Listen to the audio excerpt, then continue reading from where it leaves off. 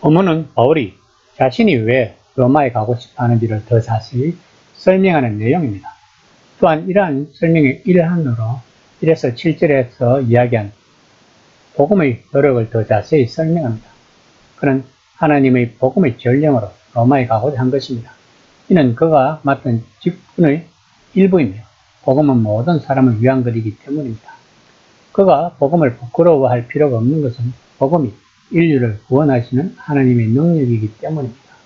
복음은 하나님의 곧 세계와 인류를 바로 잡으시려는 하나님의 오랜 계획을 드러냄으로써 구원을 성취합니다. 1장 14에서 15절입니다. 헬라인이나 야만인이나 지혜 있는 자는 어리석은 자에게 다 내가 빚진 자라.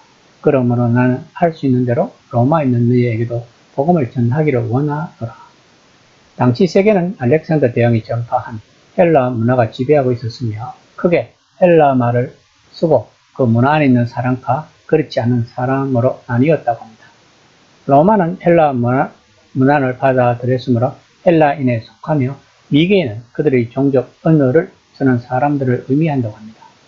지혜로운 자들과 어리석은 자들, 교육받은 자들과 그렇지 못한 자들로 나누는 것입니다.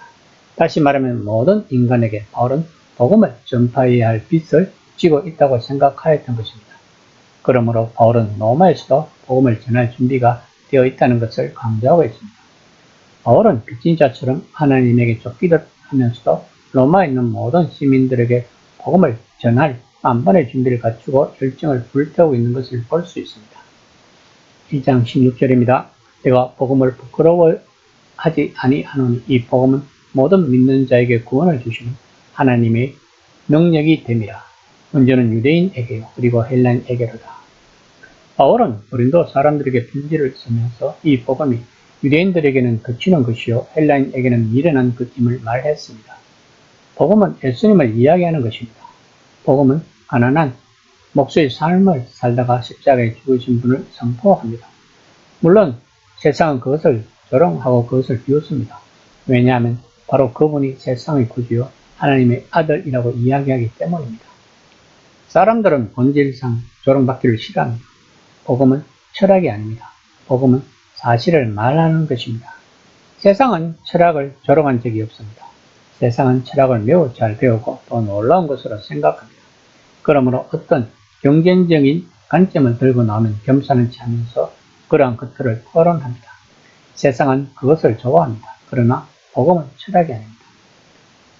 그러나 예수님을 주로 선포할 때 또한 그것을 받아들일 때 그 결과는 구원입니다. 구원이라는 말을 접할 때 우리는 보통 죽어서 하늘나라에 가는 것을 생각합니다. 그러나 신약 전반에서도 그렇지만 특히 바울은 좀처럼 그렇게 말하지 않습니다. 물론 신약과 바울은 하나님이 자신의 모든 백성을 죽음에서 구출하실 것을 믿습니다. 죽음은 패배한 원수여서 죽음에서 오는 타락과 부패가 우리의 마지막을 주관하지는 못할 것입니다. 이는 우리가 종국에는 육체가 없는 영의 상태로 하늘에 있을 것이라는 의미가 아닙니다. 하나님이 모든 창조 세계를 타락과 부패에서 구출하실 것이라는 의미입니다. 즉 하나님이 자신의 모든 백성에게 예수님의 부활하신 몸과 같은 새로운 몸을 주심으로써 그들이 하나님의 새로운 세계에서 영광스럽게 살 수 있을 것이라는 의미입니다. 구원의 완전한 영광은 미래에 나타나겠지만 바울은 이 구원이 단지 미래의 일만이 아님을 분명히 밝힙니다. 구원은 현재를 향하면서 사람들을 죄의 상태에서 구출하고 하나님의 백성을 괴로움과 박해에서 구출합니다. 구원은 미래의 희망의 동시에 현재의 실제입니다.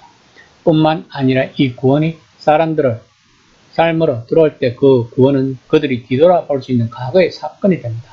그러므로 복음을 받아들인 자들은 구원을 받았고 진이 구원을 받고 있으며 성하 구원을 받을 것입니다. 영하 이 구원은 모든 믿는 사람을 위한 것입니다.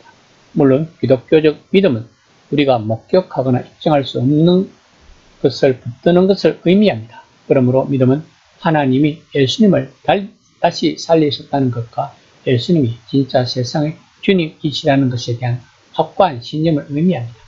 이러한 확신은 복음의 메시지가 성령의 능력으로 인간의 마음을 감동시킬 때 하나님의 능력이 나타나는 것입니다.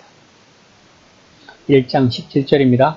복음에는 하나님의 의가 나타나서 믿음으로 믿음에 이르게 하나니 기록된 바 오직 의인은 믿음으로 말미암아 살리라 한과 같으니라. 하나님은 한 가족을 부르셔서 그들과 사랑과 구속의 협약을 맺으십니다. 흔히 언약으로 불리는 이 협약은 하나님이 그들만 사랑하거나 구원하기 위한 것은 아닙니다.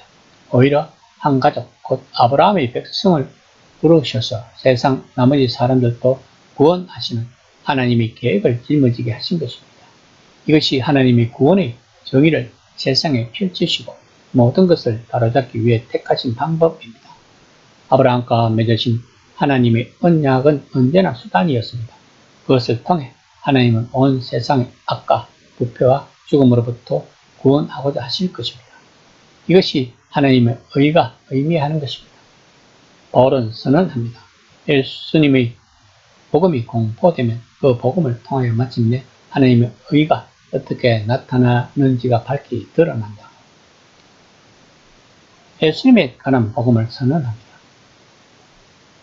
이것이 곧 하나님이 세상을 바로잡고 우리 또한 바로잡을 그 방법이라고 바울은 다시 한번 강조합니다. 하나님의 의, 곧 예수님 안에서 드러날 옛 언약에 대한 그분의 신실하심의 유익을 누리려면 우리에게 믿음이 필요하다고 말합니다. 바울은 예언자 하박국의 핵심 구절 2장 4절을 인용합니다. 하박국은 이스라엘에게 다가오는 대재앙에 맞서 하나님을 붙들고 신뢰하면서 그분의 신실하심을 믿는 법을 배우라 했습니다. 이것이 바울이 독자들에게 역설하는 요점입니다. 오늘 본문은 루터나 칼 바르트나 많은 종교 지도자들이 영감을 받은 말씀이라고 합니다. 그리고 또한 로마서의 중심 주제이기도 합니다. 본문을 다시 생각해보면 본문은 지금까지 인간의 귀에 들려진 모든 진리 중에서도 가장 중요한 진리에 대한 요약임을 알 수 있습니다. 그래서 바울은 이 내용을 위대한 편지 앞머리에 넣은 것입니다. 복음, 그리고 믿음, 구원, 참, 흥분이 되는 단어들입니다. 이 말씀을 대할 때 나의 마음이 이 단어들로 인하여 설레는가를 한번 생각해보는 시간이 되었으면 합니다.